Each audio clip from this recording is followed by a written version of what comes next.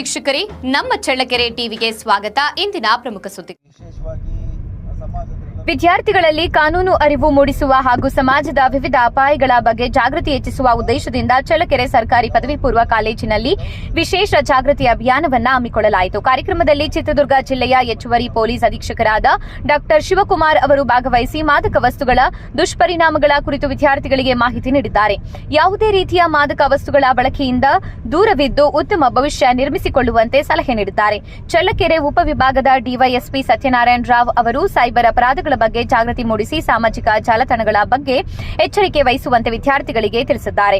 Challakere police ಠಾಣೆಯ police ನಿರೀಕ್ಷಕರಾದ Kumar K ಅವರು ಮಹಿಳೆಯರು ಹಾಗೂ ಮಕ್ಕಳ ಸುರಕ್ಷತೆ, ಕಾನೂನು ರಕ್ಷಣೆ ಮತ್ತು ತುರ್ತು ಸಂದರ್ಭದಲ್ಲಿ ಪೊಲೀಸ್ ಇಲಾಖೆಯ ಸಹಾಯ ಪಡೆಯುವ ವಿಧಾನಗಳ ಕುರಿತು ಮಾಹಿತಿ ನೀಡಿದ್ದಾರೆ. ಕಾರ್ಯಕ್ರಮದ ಅಧ್ಯಕ್ಷತೆಯನ್ನು ಸರ್ಕಾರಿ ಪದವಿ ಪೂರ್ವ ಕಾಲೇಜಿನ ಪ್ರಾಂಶುಪಾಲರಾದ ರಾಜಣ್ಣ ಅವರು ವಹಿಸಿಕೊಂಡಿದ್ದರು. ಕಾಲೇಜಿನ ವಿದ್ಯಾರ್ಥಿಗಳು ಹಾಗೂ ಸಿಬ್ಬಂದಿ ಕಾರ್ಯಕ್ರಮದಲ್ಲಿ ಭಾಗವಹಿಸಿ ಜಾಗೃತಿ ಸಂದೇಶಗಳನ್ನು ಸ್ವೀಕರಿಸಿದ್ದಾರೆ.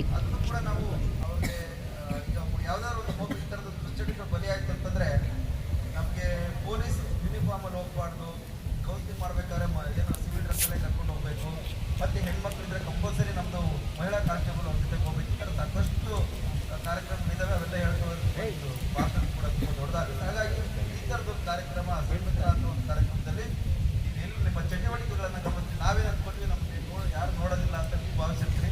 ಆದರೆ ಪ್ರತಿಯೊಂದು ಹಂತದಲ್ಲೂ ಕೂಡ ನಾವು ಬೇರೆ ಬೇರೆ ಇಲಾಖೆಯ ಸಹಯೋಗದಲ್ಲಿ ಇದೆಲ್ಲವೂ ಕೂಡ ಮಾಡ್ತಾ ಇರ್ತೀವಿ. ಇದ್ರ ಜೊತೆಗೆ ವಿಶೇಷವಾಗಿ ನಮ್ಮಲ್ಲಿ ಸಾಕಷ್ಟು ಇಲ್ಲಿ ಕಡಿಮೆ ಚಳ್ಳಕೆರೆ ಭಾಗದಲ್ಲಿ ನಾನು ಗಮನಿಸಿಲ್ಲ, ಆದರೆ ಚಿತ್ರದುರ್ಗದಲ್ಲಿ ನೋಡ್ತಾ ಇದ್ವಿ. ಎಲ್ಲ PUC ಮಕ್ಕಳು ಬೈಕ್ ತರ್ತಾರೆ. ಯಾರು ಕೂಡ ಅವರು ಹೆಲ್ಮೆಟ್ ಕೇಸ್ ಹಾಕೋದಲ್ಲ, ಅವರು ಬೈಕ್ ತರೋದಕ್ಕೆ ಯಾರು 18 ವರ್ಷದಿಂದ ಮಾಡಿರ್ತಕ್ಕಂಥ ಬೈಕ್ ತಂದು ಚಾಲನೆ ಮಾಡ್ತಾರೆ ಅವ್ರ ಪೋಷಕರಿಗೆ 25,000 ರೂಪಾಯಿ ದಂಡ ಹಾಕ್ಬೋದು. ಇದ್ರ ಬಗ್ಗೆನೂ ಕೂಡ ಕಳೆದ ಬಾರಿ ಹೇಳಿರ್ಬೋದು. ಹೀಗೆ ಈ ವಾಹನ ಚಾಲನೆ ಮಾಡಬೇಕಾದ್ರೂ ಕೂಡ ಅದು ಸಂಬಂಧಪಟ್ಟದ್ದು ದಾಖಲಾತಿಗಳು ಇರಬೇಕು, ಡ್ರೈವಿಂಗ್ ಲೈಸೆನ್ಸ್ ಇರಬೇಕು. ಇದ್ರ ಬಗ್ಗೆನೂ ಕೂಡ ನಾವು ಮಾಹಿತಿಯನ್ನು ಕೊಡ್ತಾ ಇದ್ದೀವಿ.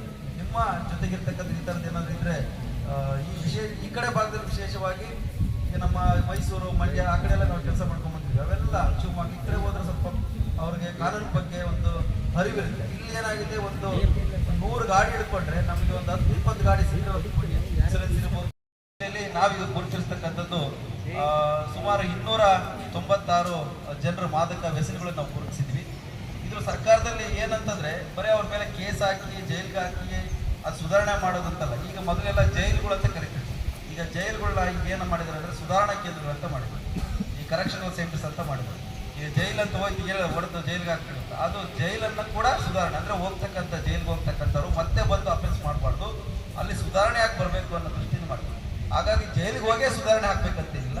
ನಮ್ಮ ಸಮಾಜದಲ್ಲಿ ನಮ್ಮೊಟ್ಟಿಗೆ ಇಲ್ಲೇ ಪೋಷಕರಾಗಿರ್ಬೋದು ಅಥವಾ ನಿಮ್ಮ ಬೋಧಕರ ಉಪನ್ಯಾಸಕರಾಗಿರ್ಬೋದು, ನಮ್ಮ ಪೊಲೀಸ್ ಇಲಾಖೆ ಆಗಿರ್ಬೋದು, ಬೇರೆ NGOದರಾಗಿರ್ಬೋದು, ಇಲ್ಲೇ ಸುಧಾರಣೆ ಮಾಡ್ತಕ್ಕಂಥ ಕೆಲಸವನ್ನು ಮಾಡಬೇಕನ್ನೋ ದೃಷ್ಟಿಯಲ್ಲಿ ಈ ಥರದೊಂದು ಸನ್ಮಿತ್ರ ಕಾರ್ಯಕ್ರಮದಲ್ಲಿಯೂ ಕೂಡ ನಾವು ಸಾಕಷ್ಟು ಕೆಲಸಗಳು ಮಾಡ್ತಾ ಇದ್ದೀವಿ.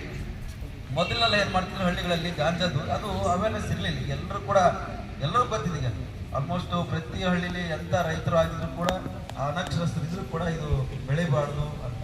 ಅವಾಗೆಲ್ಲ ಹಸುಗೆ ಅಥವಾ ಎತ್ತುಗಳಿಗೆ ಹರಿದು ಕುಡಿಸೋದಕ್ಕೆ ಅಥವಾ ಬೇರೆ ಅದಕ್ಕೆಲ್ಲ ಮಾಡ್ತಾ ಇದ್ವಿ. ಇತ್ತೀಚೆಗೆ 4 ನೀರು ನೋಡಿದ್ವಿ, ಸುಮಾರು 28 kg ಹೆಚ್ಚು ಗಾಂಜಾ ಬೆಳೀತಾ ಇದ್ವಿ. ಇದೇ ರಾಮಪುರದಲ್ಲಿ ಬಿಡಿಸಲು ಸುಮಾರು 4 ಎಕರೆ ಹಾಕಿದ್ವಿ. 4-5 ವರ್ಷಕ್ಕೆ ಎಲ್ಲ ಪೇಪರ್ TV ನೋಡಿದ್ವಿ. ಅಂದರೆ ಈ ಥರದ್ದು ಹಣವನ್ನು ಸಂಪಾದನೆ ಮಾಡಬೇಕು ಅನ್ನೋ ದೃಷ್ಟಿಯಿಂದ ಬೆಳೆದಿರ್ತಕ್ಕಂಥ ಗಾಂಜಾ ಎಲ್ಲಿ ಹೋಗುತ್ತೆ, ಮತ್ತೆ ಈ ಥರದ್ದು ಸ್ಕೂಲು